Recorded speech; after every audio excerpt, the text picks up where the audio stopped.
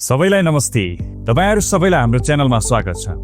आज हामी एउटा यस्तो महत्त्वपूर्ण विषयमा कुरा गर्दैछौं जुन नेपालमा शेयर बजारमा लाग्न चाहने वा लागिसकेका सबैका लागि अपरिहार्य छ। त्यो हो MeroShare।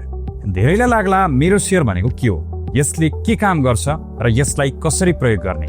अब चिन्ता नगर्नुहोस्, यस भिडियोमा हामी यी सबै प्रश्नहरूको जवाफ सरल तरिकाले दिनेछौं। सर्वप्रथम सुरु गरौं, MeroShare भनेको के हो। सजिलो भाषामा भन्नुपर्दा MeroShare एउटा अनलाइन पोर्टल हो जसलाई CDS and clearing limited CDSC ले सञ्चालन गर्छ।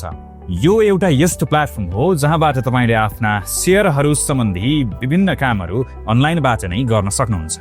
पहिले शेयर भर्नका लागि बैंकमा लाइन लाग्नु पर्थ्यो, डिम्याट खाताको जानकारी लिन ब्रोकर कहाँ धाउनु पर्थ्यो। तर MeroShareले यी सबै प्रक्रियाहरूलाई धेरै सजिलो र डिजिटल बनाइदिएको छ।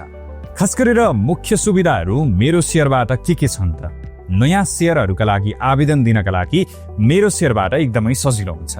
यस्तै शेयर स्टेटमेन्ट हेर्न अर्थात् आफ्नो डिम्याट खातामा रहेका शेयरहरूको विवरण सजिलैसँग MeroShareबाट हेर्न सकिन्छ।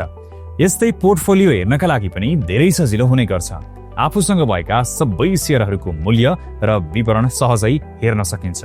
यस्तै डिभिडेन्ड हेर्न पनि अत्यन्तै सजिलो हुन्छ। कम्पनीहरूले लाभांश घोषणा गरेको नगद वा बोनसको विवरण के छ यसबाट स्पष्ट रूपमा हेर्न सकिन्छ। संक्षेपमा भन्नुपर्दा MeroShare तपाईको शेयर लगानीलाई व्यवस्थित गर्ने एउटा डिजिटल टुल हो।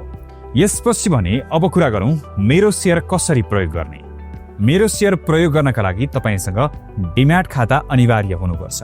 तपाईले जुन बैंक वा वित्तीय संस्थाबाट डिम्याट खाता खोल्नु भएको छ त्यही गएर MeroShare आइडी र पासवर्डका लागि आवेदन दिनुपर्छ। यसका लागि सामान्य शुल्क लाग्न सक्छ। त्यसपछि तपाईले केही दिनभित्रै तपाईको इमेलमा वा SMS मार्फत आइडी र पासवर्ड पाउनुहुनेछ। MeroShareको आइडी र पासवर्ड पाइसकेपछि तपाईले आफ्नो वेब ब्राउजरमा जानुहोस्। त्यहाँ गइसकेपछि merosharecdsc.com.np टाइप गर्नुहोस् अथवा गुगलमा गएर MeroShare खोज्नुहोस्। वेबसाइट खुलेपछि आफ्नो डिपोजिटरी पार्टिसिपेन्ट DP कुन बैंक ब्रोकरबाट डिम्याट खाता खोल्नु भएको हो त्यो छान्नुहोस् अनि आफ्नो युजरनेम आइडी र पासवर्डमा पासवर्ड राखेर लगइन गर्नुहोस्। अब यसपछि के हुन्छ भन्दा यदि तपाईले पहिलो पटक लगइन गर्दै हुनुहुन्छ भने MeroShareले तपाईलाई पासवर्ड परिवर्तन गर्न लगाउँछ। पहिला आएको पासवर्ड ओल्ड पासवर्डमा राख्नुहोस् अनि न्यू पासवर्ड र कन्फर्म न्यू पासवर्डमा आफूले राख्न चाहेको नयाँ पासवर्ड राख्नुहोस्। पासवर्ड बलियो बनाउन अक्षर, अङ्क वा विशेष चिन्ह जस्तै @ को प्रयोग गर्न सक्नुहुन्छ अनि चेन्ज पासवर्डमा क्लिक गर्नुहोस्।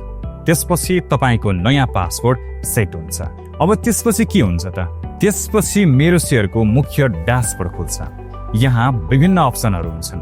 My ASBA मा तपाईले दुईवटा अप्सन देख्नुहुन्छ, अप्लाई फर इस्यु र एप्लिकेसन रिपोर्ट। अब यसको सबैभन्दा महत्त्वपूर्ण भाग हो जहाँबाट तपाईले IPO, APO वा राइट शेयर भर्न सक्नुहुन्छ।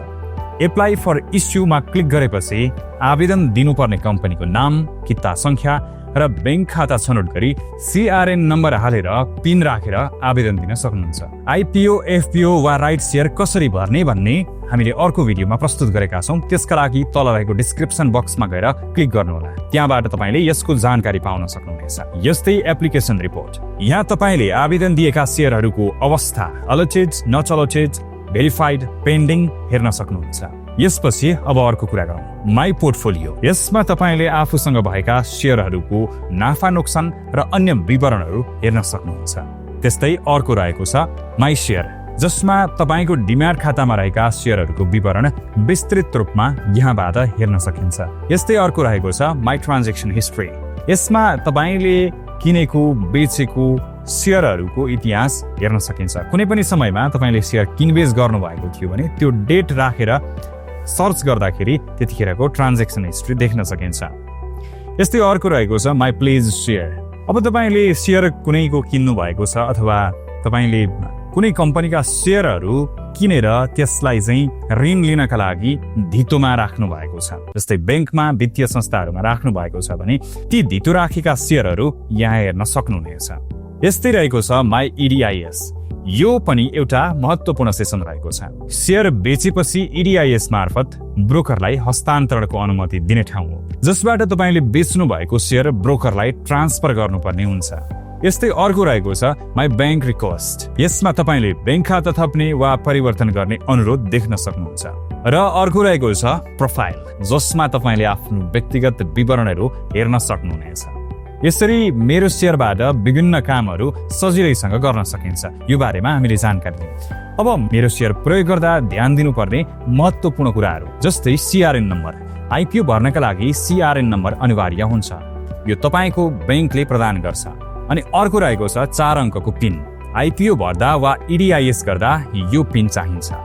यसलाई सुरक्षित राख्नुहोस् र कसैलाई नदिनुहोस्। यस्तै अर्को रहेको छ डिम्याट र मेरो शेयर शुल्क। डिम्याट खाता र मेरो शेयरको वार्षिक नवीकरण शुल्क लाग्छ। समयमै भुक्तानी गर्न पनि नबिर्सिनुहोस्। यस्तै आफ्नो पासवर्ड र पिन कसैलाई नदिनुहोस्। सुरक्षित राख्न जरुरी हुन्छ। अनि नक्कली वेबसाइटहरूबाट सावधान हुनुहोस्। मेरो शेयरको आधिकारिक वेबसाइट meroshare.cdse.com.np मात्र प्रयोग गर्नुहोस्। मेरो शेयरले नेपालको शेयर बजारलाई साँच्चै नै धेरै सहज बनाएको छ। यसको सही प्रयोग गर्न जान्दा तपाईको समय बचत हुन्छ र शेयर लगानीका लागि प्रक्रियाहरू पनि पारदर्शी हुन्छन्। आशा छ यो भिडियोले तपाईलाई मेरो शेयर के हो र कसरी प्रयोग गर्ने भन्ने बारेमा स्पष्ट जानकारी दियो। यदि तपाईलाई यो भिडियो उपयोगी लाग्यो भने कृपया लाइक गर्नुहोस्। साथीभाइ र परिवारसँग शेयर गर्न पनि नभुल्नुहोला, ताकि हामी यस्तै जानकारीमूलक भिडियोहरू लिएर आउन सकौं। तपाईको मनमा मेरो शेयर सम्बन्धित कुनै प्रश्नहरू छन् भने तल कमेन्ट बक्समा सोध्न सक्नुहुन्छ। हामी त्यसको जवाफ दिने प्रयास गर्नेछौँ अनि अर्को भिडियोमा फेरि भेट्नेछौँ।